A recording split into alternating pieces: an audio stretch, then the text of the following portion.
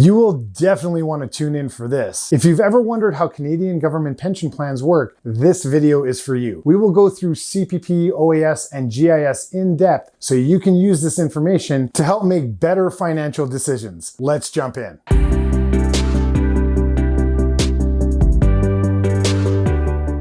Welcome back to my channel, Investing Made Simple, where you can find the most trusted information on building your net worth. If you're new here, thanks for checking me out. Feel free to hit that subscribe button and touch that notification bell so that you can be notified when we share new insights. In this video, we're here to demystify the Canadian pension plan, old age security, and the guaranteed income supplement. CPP, as you will soon see, integrates with other components like OAS and the GIS, and as I have experienced in my own practice, many Canadians don't fully understand the nuances associated with these types of government plans. So if you have any questions about how this information relates to your own personal circumstances, it's best to reach out to me on a one-on-one basis. You can find my contact details in the description below. With over 24 years of experience, I offer fully licensed and trusted investment guidance and planning for your retirement, estate, investing, and other financial needs. There is no obligation when you reach out, so feel free to contact me at any time. Okay, now back to our video. The Canadian pension plan is, for most Canadians, a somewhat forced savings plan managed by the Government of Canada, and you contribute to it through your paycheck with source deductions. However, if you're self-employed, you may not be putting money into it as you can opt out of it. It's essential to realize, though, that if you do not contribute, you won't receive any benefits from CPP when you retire. Some self-employed individuals avoid contributing because they have to cover both the employee and the employer sides. But when retirement comes around, they might find themselves without enough savings to be able to retire in comfort with. Now, if you're in this situation, talking to an investment advisor or portfolio manager is critical to understanding the best possible solutions for you. For others contributing to CPP, the amount you pay into the plan matters. There's a detailed calculation involved, and a helpful resource is the CPP Calculator on my website, Macek.com, which can assist you in estimating the CPP amount you'll receive around age 65. Link in the description below. However, if you've been receiving the CPP survivor benefit, disability, or any other monies during child rearing years, the CPP Calculator I'm sharing below may not give you the exact numbers, as the calculator doesn't consider these specific situations. Simply put, what you get from CPP depends on what you put into it. It's very much connected to how much money you contribute and the number of years you make the maximum contributions. The maximum CPP payment you can get at age 65 is about $1,306 as of 2023. But for many people, the amount they will likely receive will fall between the $700 and $1,200 range. The average CPP payment in Canada is much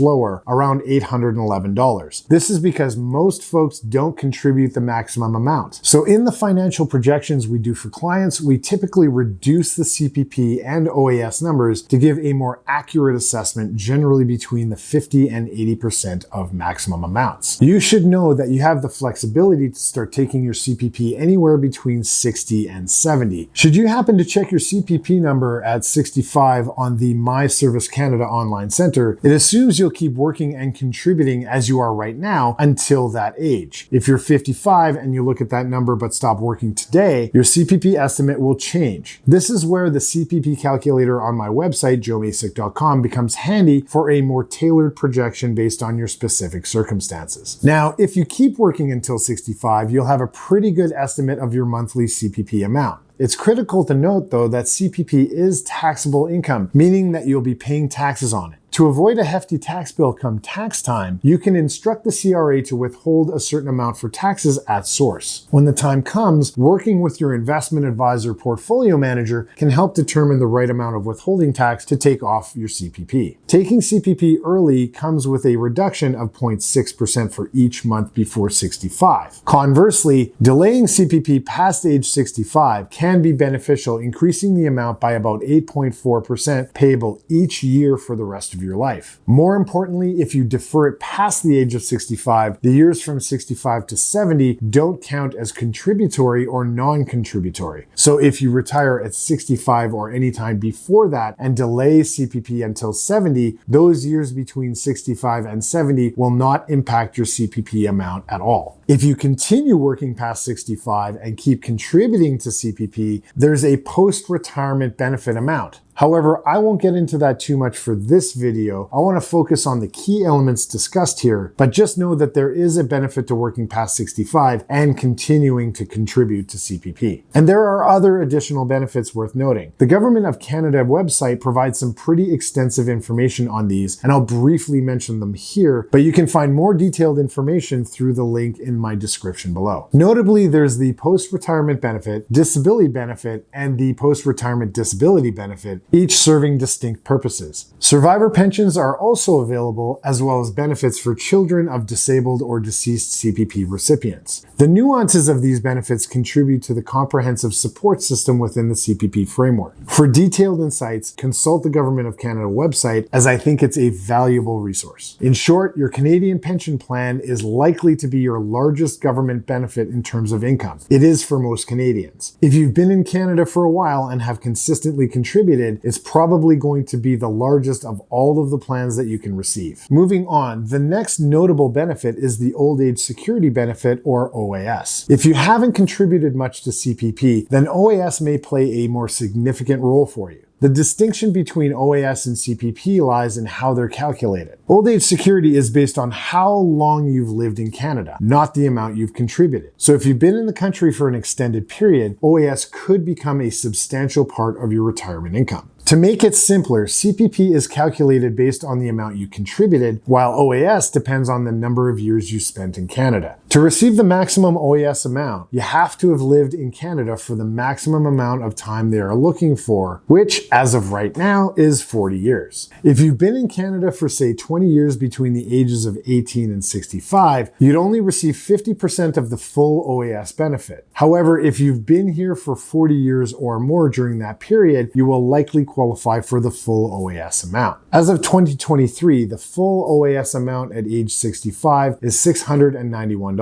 When you surpass age 75, there's a 10% increase, and the current maximum reaches $760.10. This information is important to help you understand how OAS is structured and what factors may influence the benefits you receive. A critical point to consider with OAS is the potential for clawback if your income exceeds a specific threshold. This is often referred to as being clawed back, officially known as the pension recovery tax. As of July 2023, the income threshold based on your 2022 income is set at $81,761, and this is the level that your OAS begins to be recovered or clawed back by the Canadian government. For every dollar over this threshold, there's a clawback of 15% or 15 cents. It's essential to note that this threshold applies to personal income, not household income. So if you've engaged in some income splitting or other strategies, this can impact how the clawback is calculated. Once you reach the maximum threshold, which stands at $134,626, you'll experience a complete clawback of your OAS benefits. It's important to note that this upper threshold is slightly higher for individuals aged 75 or older due to the additional boost, and for those individuals, the threshold increases to $137,331. This adjustment accounts for the percentage increase in benefits for individuals over 75, providing a bit more leeway on the higher end for the clawback. Now, while it might be seen as a positive situation to have a higher income, in fact, having to deal with an OAS clawback is generally seen as a good problem to have. It is critical to plan accordingly. Many financial projections we've worked on show a very close call when it comes to the clawback threshold, emphasizing the importance of strategic financial planning in retirement. In some cases, clients might find it very challenging to completely avoid the recovery tax. However, the goal is to strike a balance where you can maximize your income and minimize the impact of taxes. This might involve accepting the recovery tax as a testament to a great income while still aiming to preserve as much as possible for your financial well-being.